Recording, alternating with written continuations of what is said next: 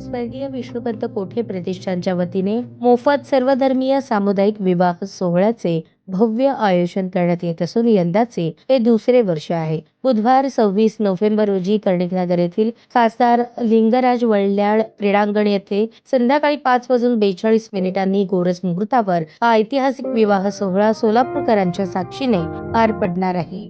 प्रतिष्ठानचे संस्थापक आमदार देवेंद्र कोठे यांनी नवदाम्पत्यांना शुभाशीर्वाद देण्यासाठी नागरिकांनी उपस्थित राहावे असे आदरपूर्वक आवाहन केले आहे. हा अक्षता सोहळा वेळेवर संपन्न होणार असल्याने सर्व उपस्थित मान्यवर आत्पेष्टांनी 15 मिनिटे आधी मांडवात येऊन स्थानापन्न व्हावे अशी विनंती संयोजकांकडून करण्यात आली आहे. या सामुदायिक विवाह सोहळ्यामुळे सर्वधर्मीय ऐक्य, सामाजिक सलोखा आणि कुटुंबांना दिलासा देणारी लोकसहभागाची परंपरा अधिक बळकट होत असल्याची भावना समाजातून व्यक्त होत आहे.